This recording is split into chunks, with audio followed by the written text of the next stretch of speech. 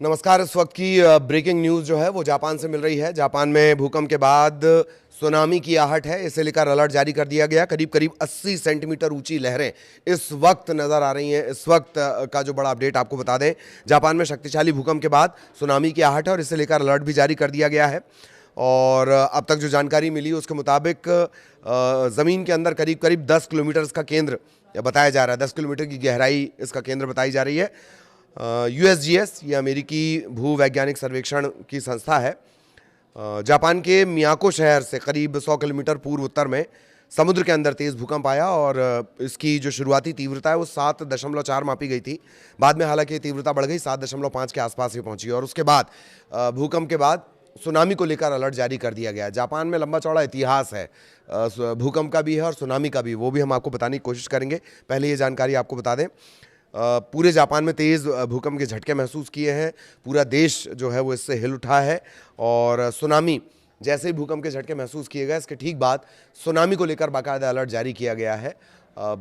भूकंप के बाद सुनामी का जो वैज्ञानिक पैटर्न है वो हमने आपको कई बार समझाया है। तो सुनामी को लेकर अलर्ट जारी कर दिया गया है।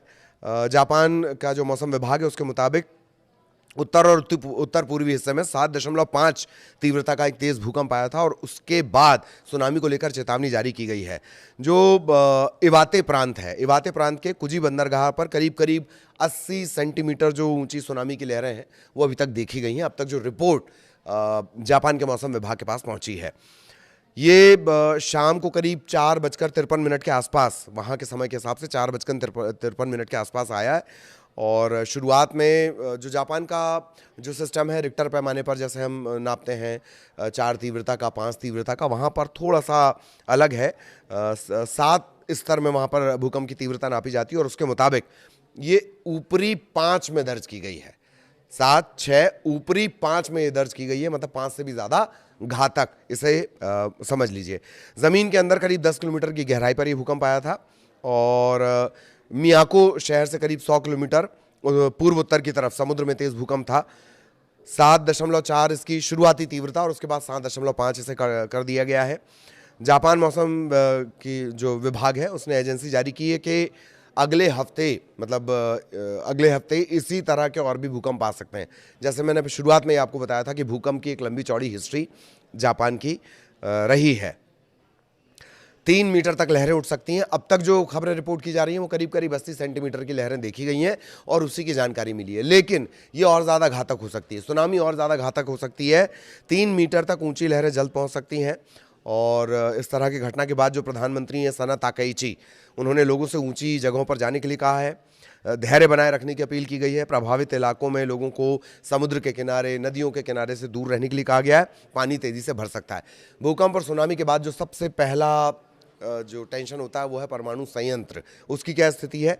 क्योडो न्यूज़ के हवाले से जानकारी मिल रही है कि भूकंप के बाद आओमोरी और मियागी में जो हिगाशिदोरी करके एक प्लांट है और उनागावा परमाणु संयंत्र है।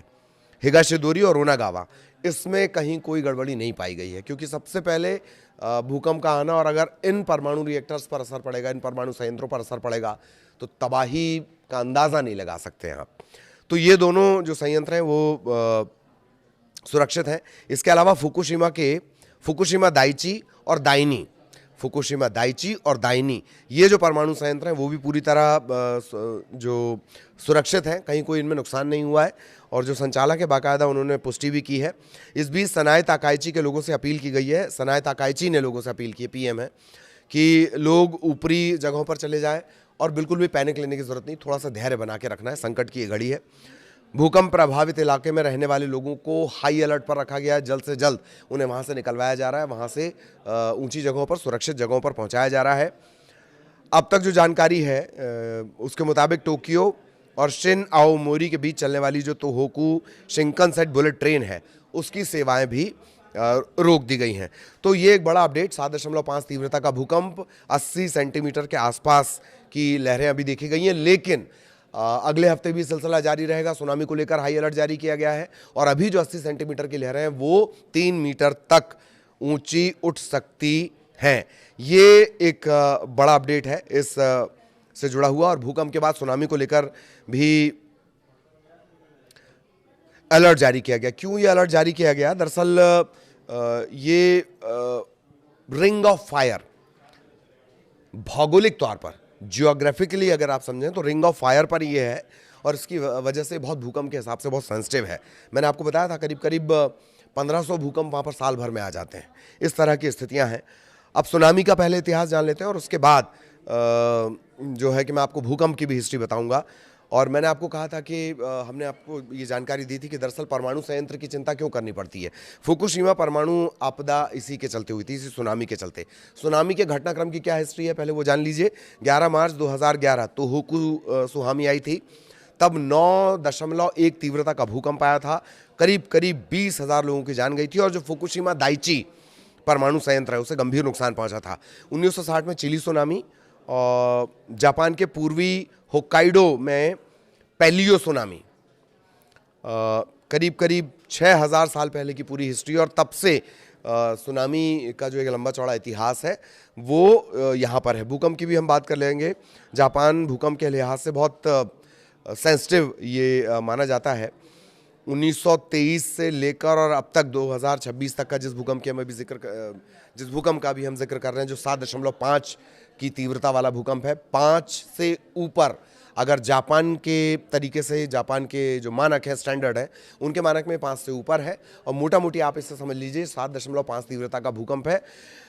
हिस्ट्री लंबी चौड़ी रही है। 1 सितंबर 1923 ग्रेट कांतो भूकंप, 7.9 की तीव्रता, टोक्यो और योकोहामा में भयंकर तबाही, 1.5 लाख लोग, 1.5 लाख लोगों की जान गई थी। 17 जनवरी 1995 1995 कोबे भूकंप, 7.2 तीव्रता, यानी अभी जो भूकंप आया उससे भी कम, 7.2 की तीव्रता, 6,000 से ज़्यादा लोगों की जान चली गई। 11 मार्च 2011 तोहोकू भूकंप और सुनामी इसके बाद आई थी। इसकी तीव्रता आज अभी जो भूकंप आया सोमवार को उससे ज़्यादा थी, 9 के आसपास इसकी तीव्रता थी। 19,000 लोगों की जान गई थी, और फुकुशिमा दाइची परमाणु संयंत्र पर इसका भी असर पड़ा था। 20 अप्रैल 2026 7.5 की जो तीव्रता है जिसका अभी हम जिक्र कर रहे हैं। तो ऐसा नहीं है, जापान अपनी टेक्नोलॉजी के बदौलत इनके लिए बाकायदा तैयार भी रहता है, लेकिन रिंग ऑफ फायर जैसे मैंने आपको बताया उससे कहा जाता है। भूकंप का ये इतिहास है, और बहुत ज़्यादा भूकंप के लिहाज से ये सेंसिटिव है। तो आज जो भूकंप आया था, भूकंप के बाद अब सुनामी का अलर्ट जारी किया गया है। 80 सेंटीमीटर की लहरें देखी गई हैं, लेकिन ये 3 मीटर ऊपर तक जा सकती हैं, एक बात। दूसरी बात, जापान के मौसम विभाग ने यह भी कहा है कि अगला जो हफ्ता रहेगा उसमें भूकंप और सुनामी के लिए तैयार रहना है। ये इस वक्त की ब्रेकिंग न्यूज़ थी। आगे इसका और डिटेल्ड वीडियो हम आप तक पहुंचाएंगे। नमस्कार।